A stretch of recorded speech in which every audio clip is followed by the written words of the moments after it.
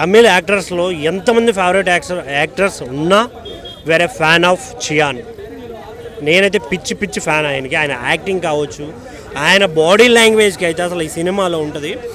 ఏ యాక్టర్లన్నా split personality వచ్చినప్పుడన్నా at least attitude difference కనపడుతుంది. బట్ ఇందులో ఆయన మెయింటైన్ చేసిన యాటిట్యూడ్ కావచ్చు, ఆయన బాడీ లాంగ్వేజ్ కావచ్చు, వేరే లెవెల్ అనిపిస్తుంది నాకు.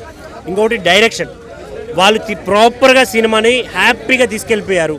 అంటే కూర్చున్న ఆడియన్ని ఈ సినిమా చూడాలి చూడాలి చూడాలి అనే ఎగ్జైట్మెంట్ క్రియేట్ చేసి సినిమాని తీసుకెళ్లారు అని అనిపించింది నాకైతే. స్టోరీ విషయానికి వస్తే ఇది ఒక గోల్డ్ మైనింగ్కి రిలేటెడ్ స్టోరీ. అది కూడా ఎప్పుడో బ్రిటిష్ కాలం నాటి జమీందారులు వీళ్ళంతా ఉన్న కాలం నాటి స్టోరీ. నాకైతే ఆ స్టోరీ చాలా ఇంట్రెస్టింగ్గా అనిపించింది. అరే ఏం జరుగుతుంది, అరే ఇది ఎలాగా, అలా ఈ ఎగ్జైట్మెంట్ సినిమా అయితే చూశాను. ఇంకొకటి కొన్ని చిన్న చిన్న మైనస్లు ఉన్నాయి. ఏంటంటే అక్కడక్కడ కొన్ని సీన్లు కొంచెం స్లోగా అనిపిస్తుంది.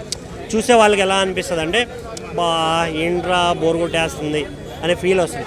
ఎందుకు మన తెలుగు ఆడియన్స్కి మంచి కాన్సెప్ట్ ఉంటే చూస్తాం.